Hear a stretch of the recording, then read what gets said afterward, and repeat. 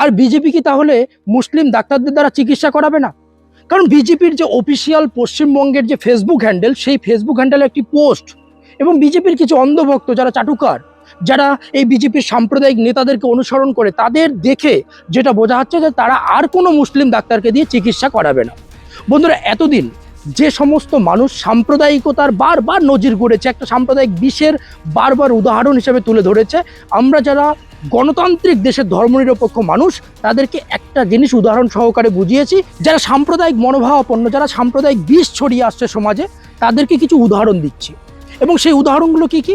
যে ধরে নিন আপনার বাড়িতে কেউ অসুস্থ হলো এবং সে রাত 12টা, 2টো, 3টের দিকে অসুস্থ হলো। সেই মুহূর্তে যে অ্যাম্বুলেন্সটার মাধ্যম দিয়ে আপনি সেই মুমূর্ষু রোগীকে হাসপাতালে নিয়ে যাবেন, আপনি কি সেই অ্যাম্বুলেন্সকে কখনো জিজ্ঞাসা করবেন যে সে মুসলিম বা হিন্দু, নাকি কোন ধর্মে সে বিশ্বাস করে?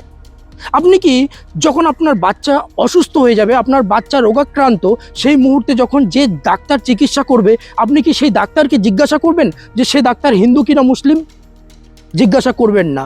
আপনার কারো রক্তের প্রয়োজন রয়েছে, সেই মুহূর্তে রক্ত কোথা থেকে আসলো, সেটা কার রক্ত, কে দিচ্ছে, আপনি কি সেই মুহূর্তে দেখবেন? না, দেখবেন না।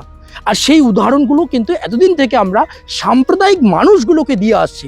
কিন্তু বিজেপি বর্তমানে গতকালকে ফেসবুক হ্যান্ডেলে ডাক্তার এবং মেডিকেল স্টাফদের নিয়োগ নিয়ে যে ধরনের মনোভাব পোষণ করেছে বা মনোভাব দেখিয়েছে, তা সমাজের মধ্যে সেই উদাহরণগুলোকে কোথাও না কোথাও চুরমার করে দিচ্ছে।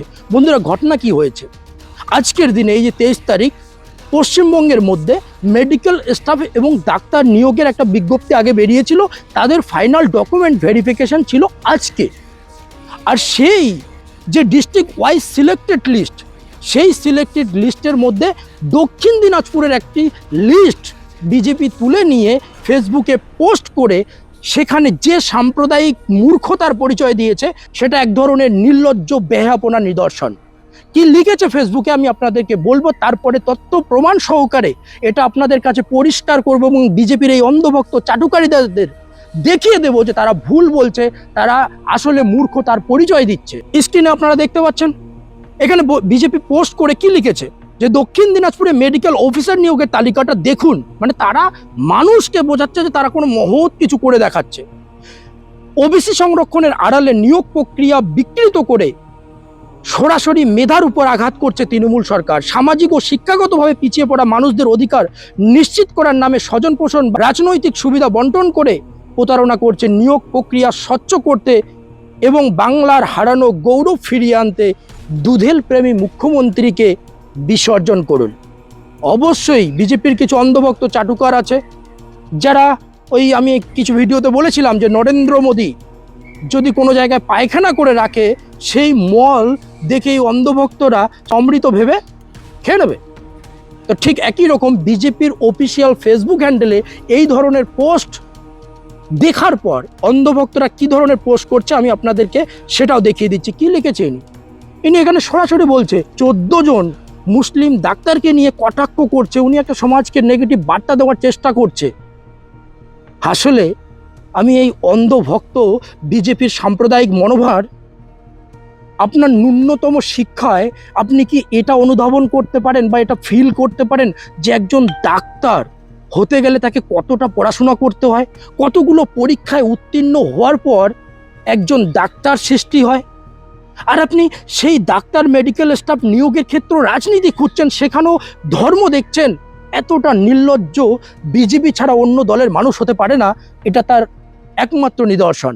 আমরা দেখেছি জম্মু কাশ্মীরে মাতা বৈষ্ণোদেবী কলেজে 50 জনের মধ্যে 42 জন মুসলিম মেডিকেল ছাত্র সিলেক্টেড হয়েছে বলে এই বিজেপির অন্ধভক্তরা, বিজেপির কট্টরবাদী হিন্দুত্ববাদীরা, তারা সেই মেডিকেল কলেজটাকে বন্ধ করে দিয়েছে।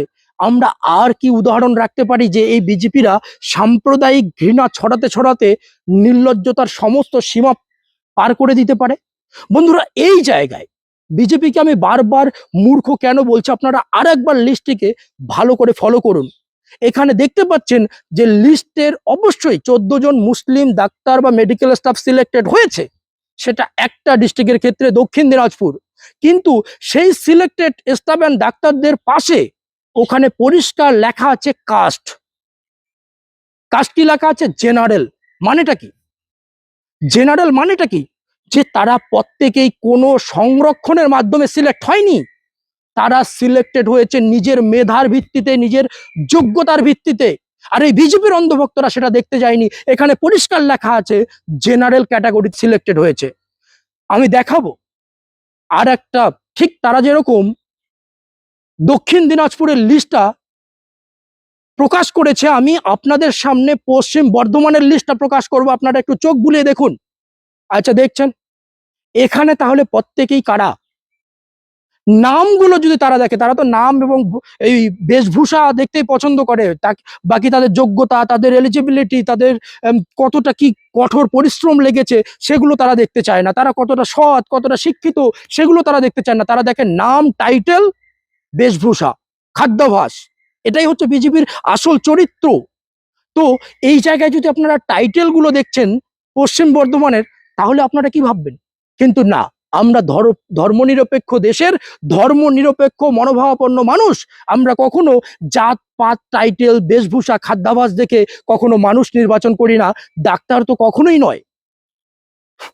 কি বলবো, এই কারণে আমি প্রতিটা সময় বলে থাকি যে বিজেপিরা সাম্প্রদায়িক বিষ ছড়াতে ছড়াতে কতটা নির্লজ্জ হতে পারে, বারবার তারা উদাহরণ দিয়ে দেখিয়ে দিয়েছে, বারবার তারা প্রমাণ সহকারে দেখিয়ে দিয়েছে।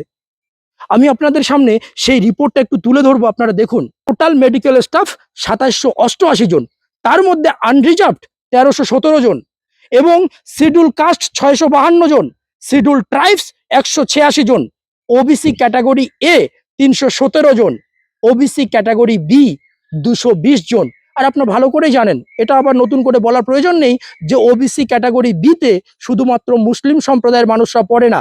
এরপরে আমি আপনাদেরকে তুলে ধরছি ইডাব্লিউএস, ইডাব্লিউএস এর 66, আনরিজার্ভ পিডাব্লিউডি 26, এসসি পিডাব্লিউডি 4 জন, টোটাল 2788 জন মেডিকেল স্টাফ নিয়োগ হবে। কিন্তু এই বিজেপি যে দক্ষিণ দিনাজপুরের লিস্টটা নিয়ে মুসলিম বিদ্বেষী নিজেদেরকে দেখাতে, সাম্প্রদায়িক বিষ ছড়ানোর উদ্দেশ্যে যে রাজনীতিটা করছে, এই রাজনীতিতে পশ্চিমবঙ্গের মানুষ ভুলবে না, এই রাজনীতি কখনোই সফল হবে না। ধন্যবাদ বন্ধুরা, আপাতত এখানে শেষ করছি।